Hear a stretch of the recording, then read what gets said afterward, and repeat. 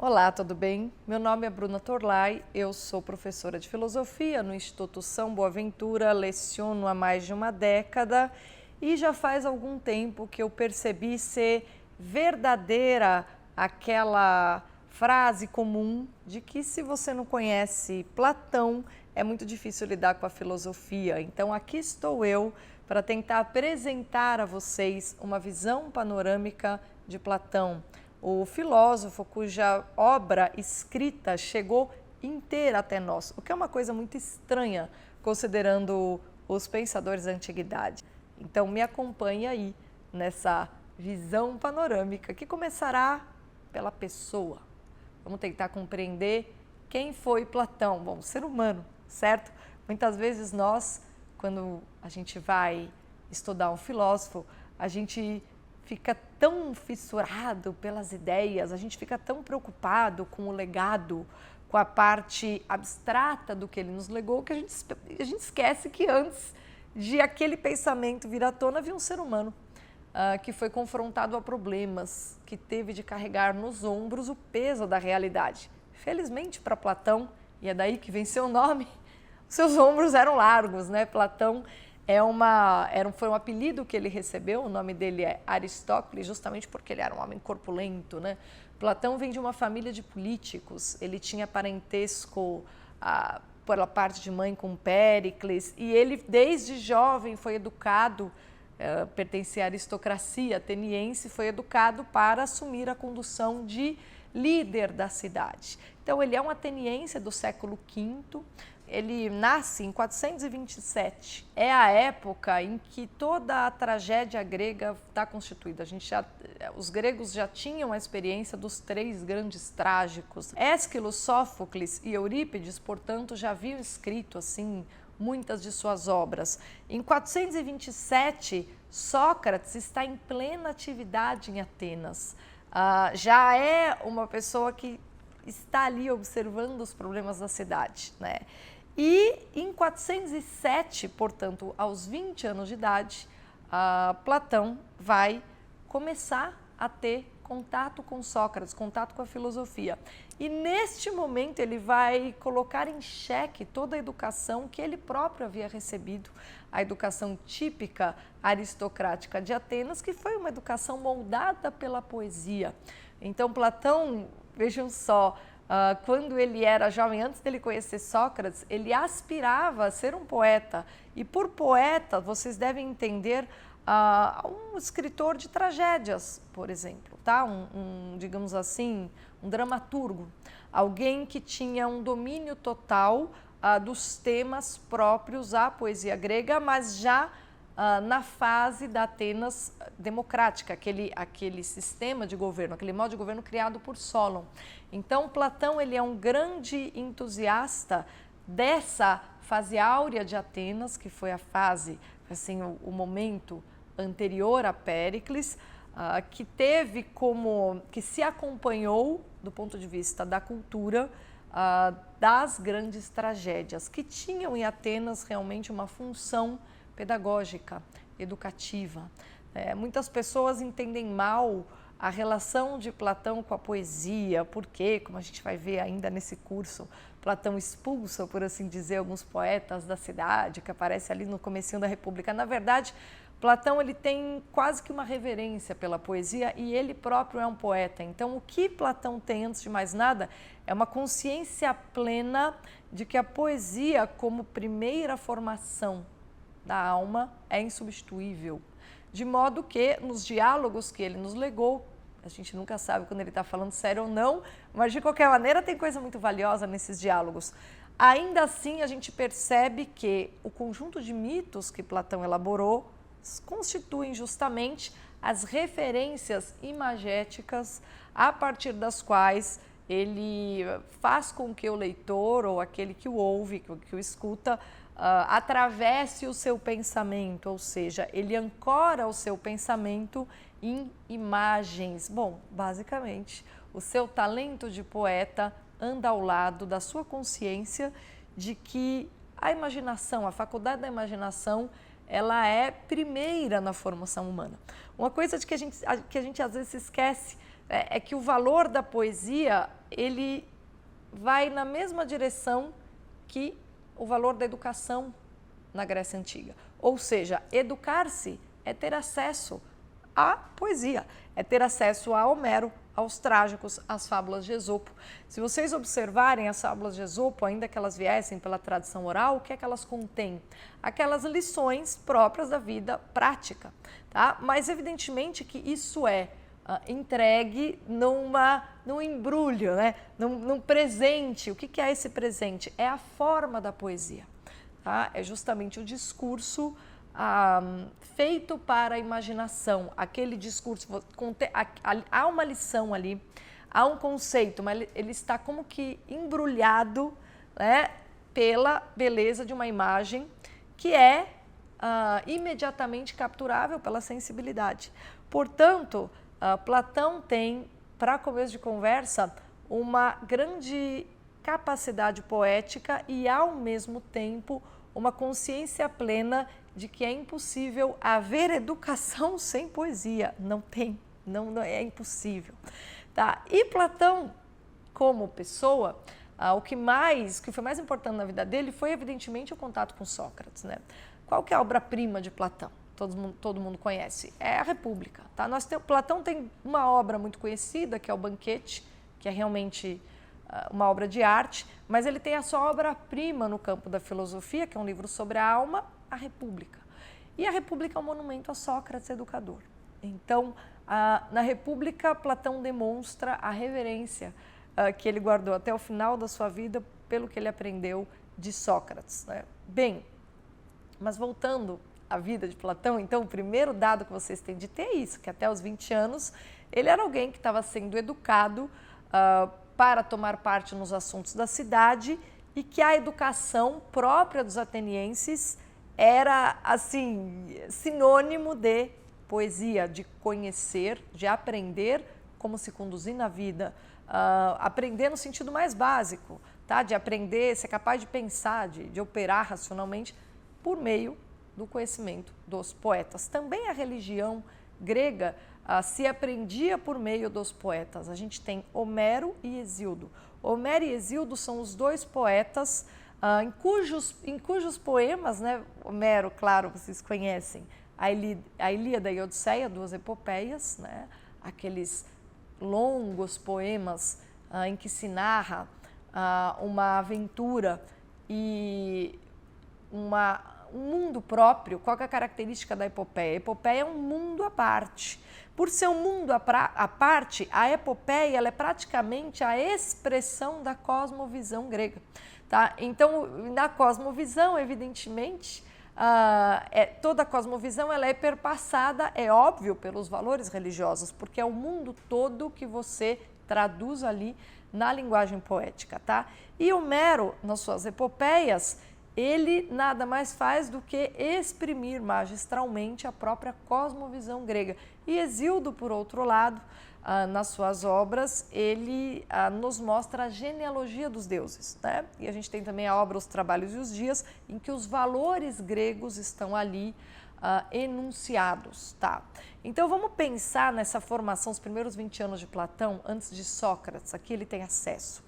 Ele tem uma formação poética, ele adquire todo o saber grego do ponto de vista da tradição, né? Os valores, a cosmovisão,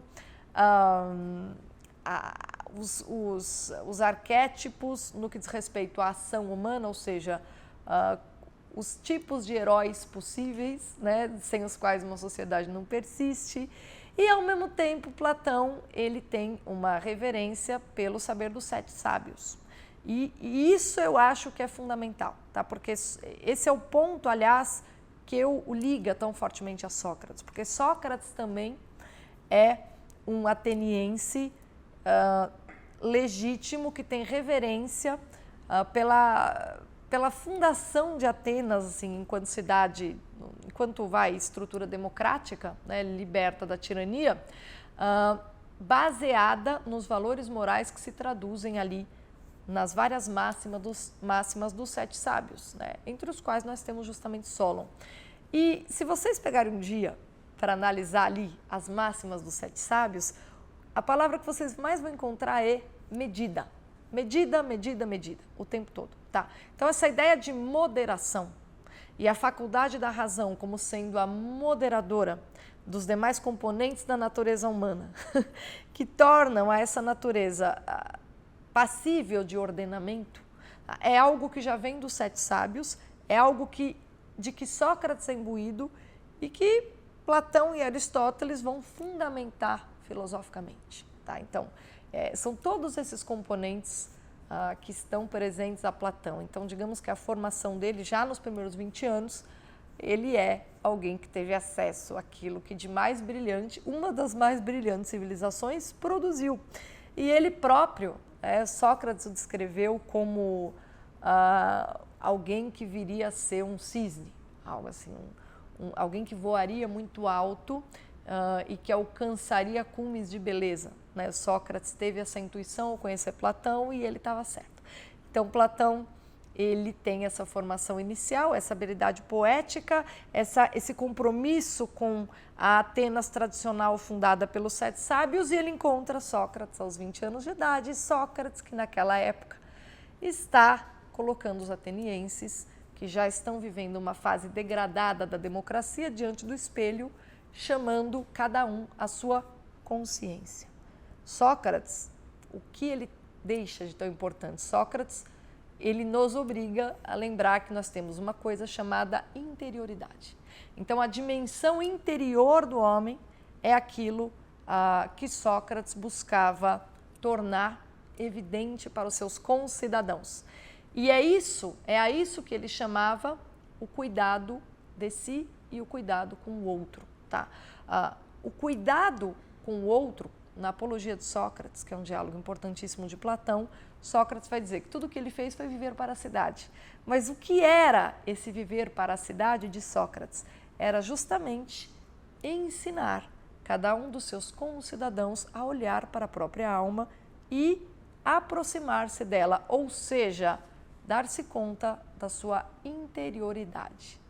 Bem, a interioridade para Platão, ela vai se desdobrar em toda uma reflexão sobre a estrutura do real, e a importância que Sócrates vai dar para o prestar atenção ao que nós temos, o que nos determina, mas não é visível. Platão vai chamar a atenção para aquilo da realidade que determina o todo, mas que não é imediatamente perceptível, que são as formas, os princípios que a tudo determinam, a estrutura permanente da realidade, que é eterna e que, enfim, constitui tudo o que existe. E conhecimento, para Platão, é justamente você lembrar-se, ou pelo menos ter consciência dessas formas, tá? Ter consciência dessas formas e ser capaz de percebê-las mesmo no real transitório que dela dependem. Então, bem, como vocês já devem ter percebido, por essa nossa primeira aproximação de Platão, ele foi um homem que já muito jovem decidiu que ia enveredar pela filosofia, mas quando ele o faz, ele já tem uma carga assim, de conhecimento e de habilidades que o tornam único, tá? Em 407, portanto, quando ele conhece Sócrates, o que é que ele vai fazer com todos os escritos poéticos que ele tinha? Bom, dizem as anedotas que Platão jogou tudo fora. Ele disse, bom, deixa eu recomeçar. A questão é a seguinte, ele pode ter jogado fora os escritos poéticos que ele elaborou até ter conhecido Sócrates. Contudo, a poesia, a capacidade de traduzir em imagens aquilo que ele queria comunicar, ele não perdeu. E é isso que nós encontramos em cada um dos diálogos que ele viria a escrever ao longo da vida.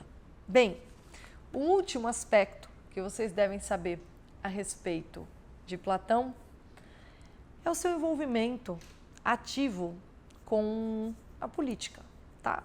O que há de problemático em Platão? Ele é esse homem de grandes habilidades e profundamente marcado por Sócrates, de que eu falei até agora. Mas ele foi também alguém que cresceu durante a pior fase da Guerra do Peloponeso, a pior. A última etapa da Guerra do Peloponeso, Platão foi crescendo, ele estava crescendo, se tornando adolescente. Então, vocês, se vocês não sabem, após a Guerra do Peloponeso, o conflito entre Atenas e Esparta, as duas cidades saem muito enfraquecidas.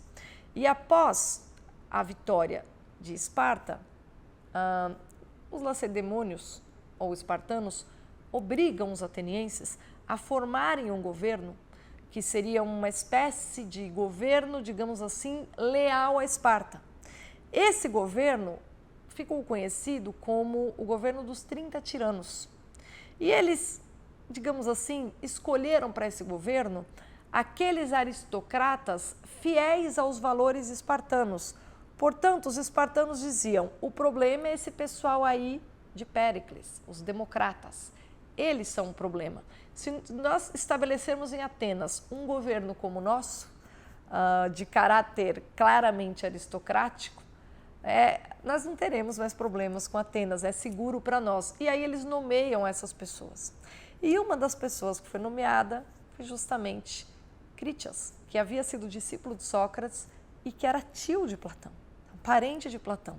Platão, ele próprio, é convidado a participar, mesmo jovenzinho, é convidado a participar desse governo. Tá? E ele se recusa. Né? Ele já tinha, nesse momento, convívio com Sócrates, ele já se dedicava à filosofia, ele se recusa a participar porque ele percebe que a característica do governo dos 30 tiranos foi rebaixar muitos atenienses, rebaixar a cidadania de muitos atenienses.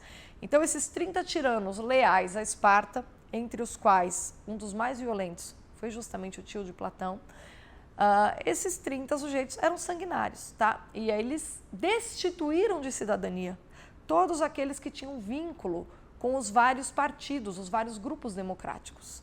De modo que, ao final de 11 meses desse governo, que por ter sido muito autoritário, não vingou, os democratas retomaram o poder.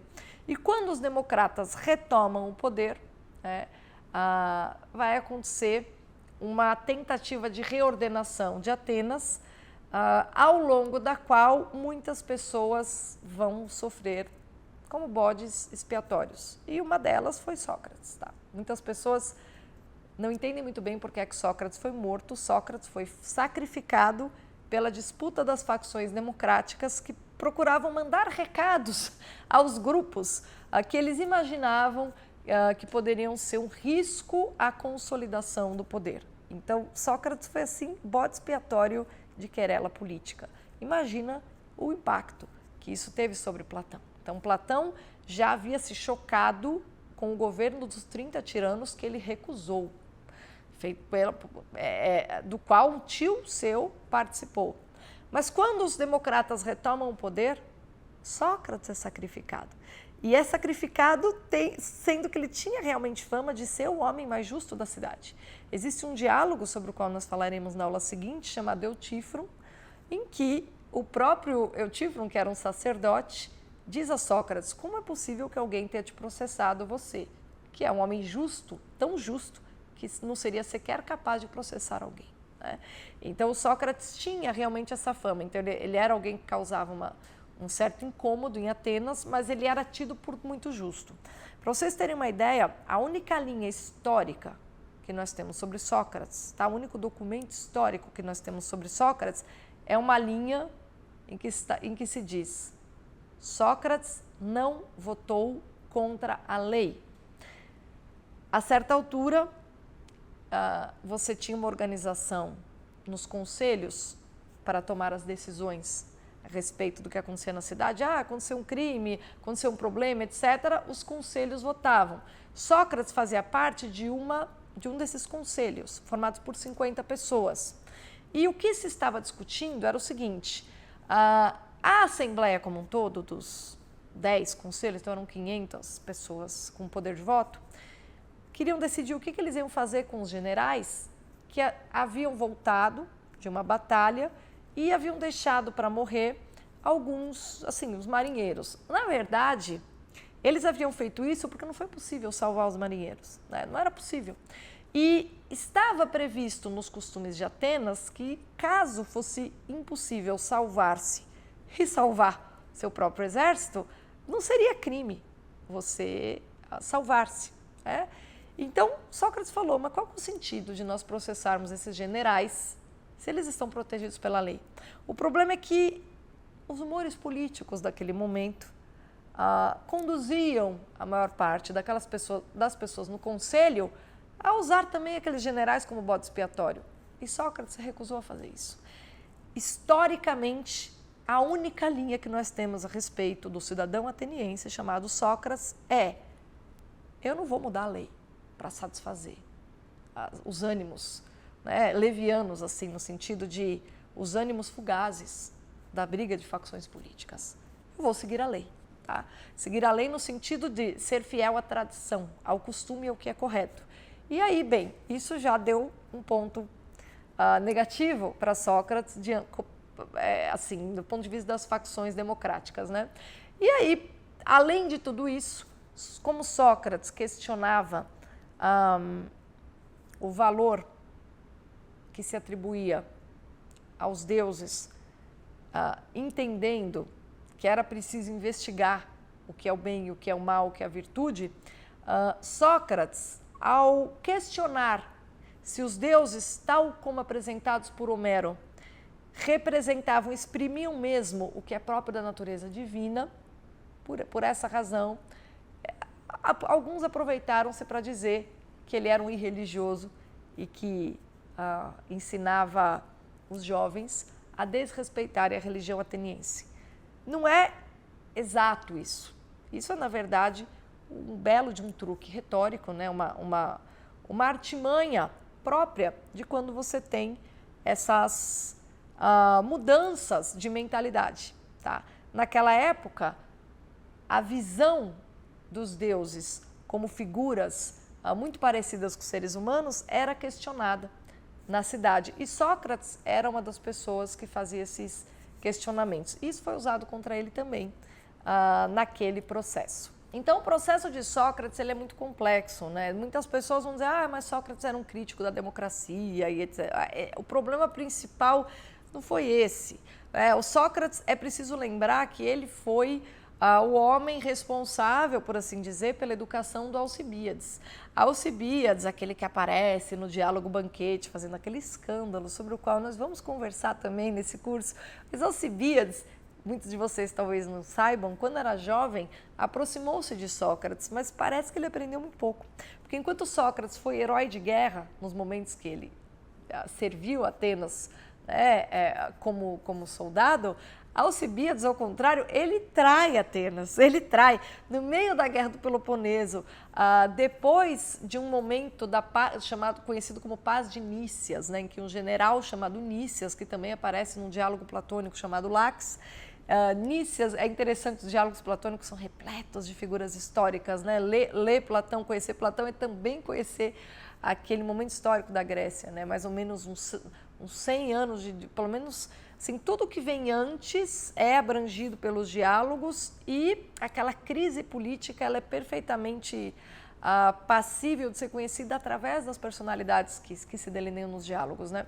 E Nícias foi um general responsável por estabelecer uma paz, para dar um fim à Guerra do Peloponeso, que não estava sendo boa para os atenienses, mas Alcibíades foi um daqueles que pôs fogo para que a guerra prosseguisse e resolveu convencer a Assembleia de uma campanha na Sicília.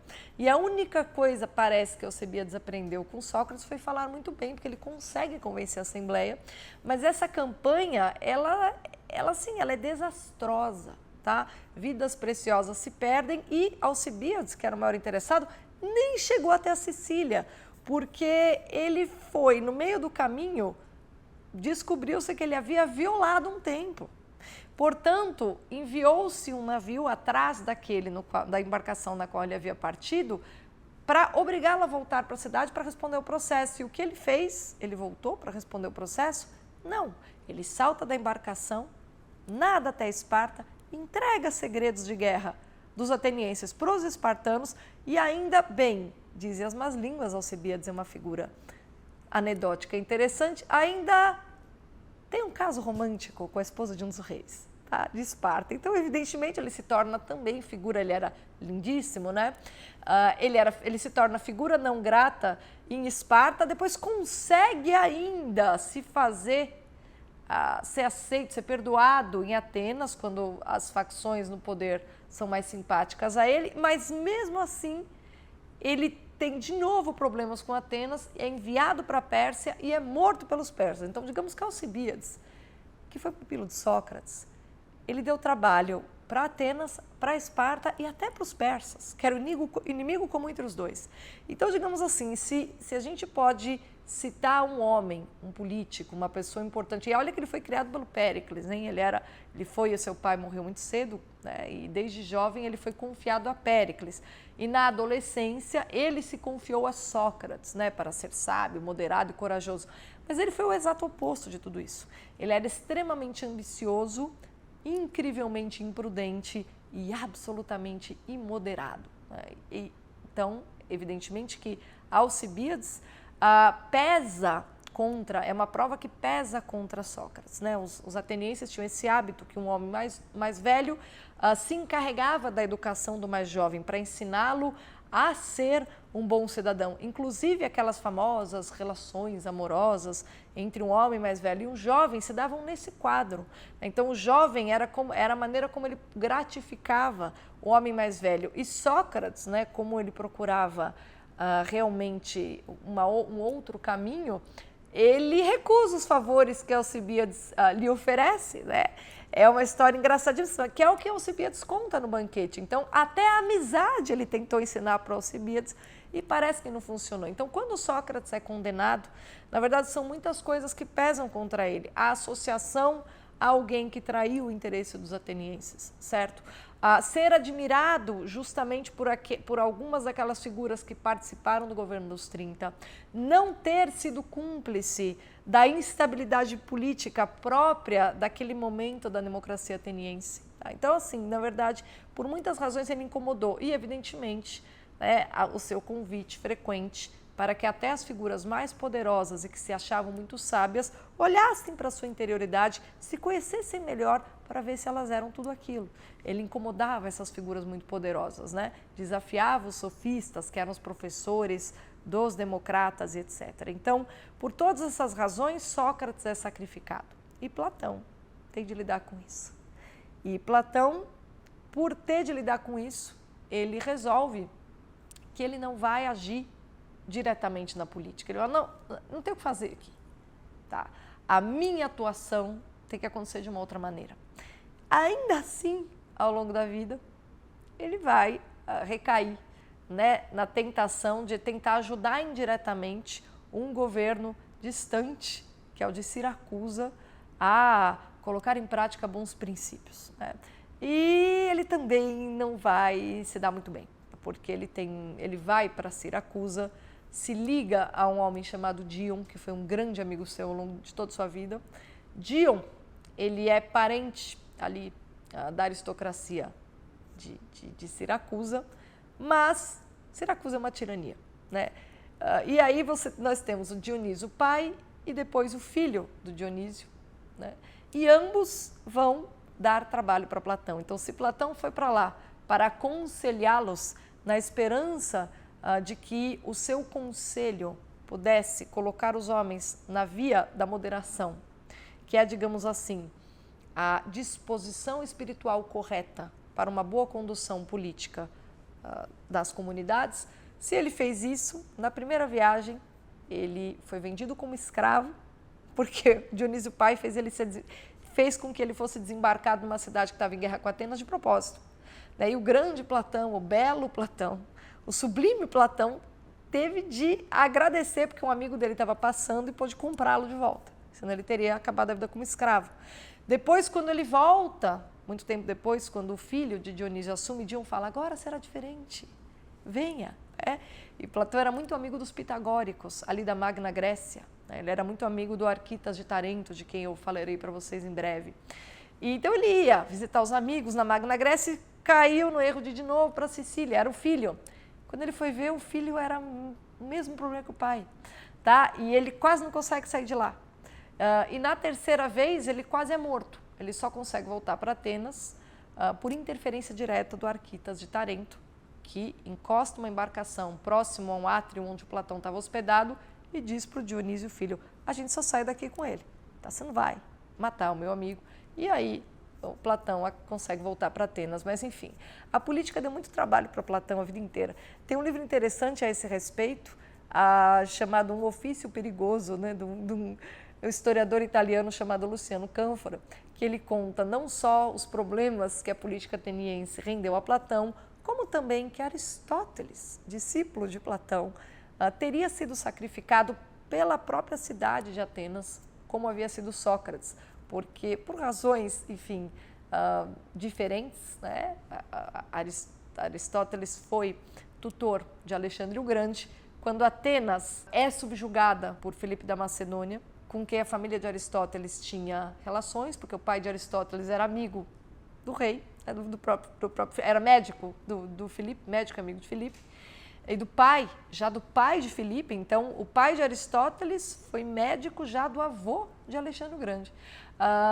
Quando os atenienses se incomodam com o poder justamente dos macedônios de reunificar a Grécia, que estava em frangalhos, eles querem descontar Aristóteles. Aristóteles se exila, diz ele, para quê? Para não permitir que Atenas cometesse um segundo crime contra a filosofia. Então, essa história de a política render problemas aos filósofos começa com Sócrates e, enfim, nunca terminou. Se vocês analisarem ao longo da história, vocês vão ver que a coisa continua. Mas no caso de Platão, ela é muito importante porque ela inspira toda a sua obra e é a razão pela qual a via que ele encontra para se sair daquela decadência a que Atenas estava resignada é a via espiritual. E é disso que se trata nos diálogos platônicos. É isso que precisa ficar entendido. E esse é o grande tópico. Assim como Sócrates nos conduz à nossa interioridade, Platão, já imerso na interioridade, vai nos ensinar a observar aquilo que nos transcende e ao mesmo tempo nos determina, ou seja, vai explicar que algo em nós participa do eterno e é esse algo que é o centro de toda a ação humana, da nossa personalidade, de tudo que nós podemos ser. E se esse centro encontrar equilíbrio, a vida como um todo poderá ser equilibrada. Mas enquanto esse centro for desprovido de equilíbrio, nós estaremos sujeitos a tiranias, a facções, a desordens de todo tipo. Esse centro é justamente a alma, que é o objeto do diálogo à República. Mas, bom, isso é assunto para uma outra aula. Na próxima aula, eu falarei para vocês sobre o conjunto da obra platônica, para vocês terem uma noção do valor desse tesouro.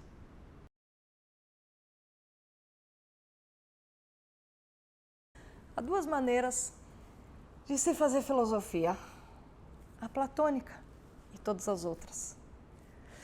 O que o Crift quer dizer com isso? Ele quer dizer o seguinte: você pode entender que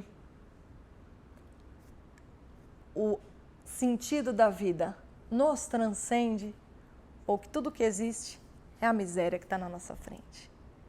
Quando você compreende que o sentido da vida nos transcende e que é preciso tentar alcançá-lo, você está na tradição platônica. Quando você reduz, quando você fecha, você coloca uma pedra na porta da caverna platônica e diz que tudo que existe e o próprio sentido da vida é o que está ali dentro, você está na outra tradição. Ou você acata a complexidade do real, ou você reduz. E essas são basicamente as duas formas de fazer filosofia. Sendo essas as duas formas de fazer filosofia, você já pode entender por que conhecer Platão é tão importante. Boa sorte nessa aventura.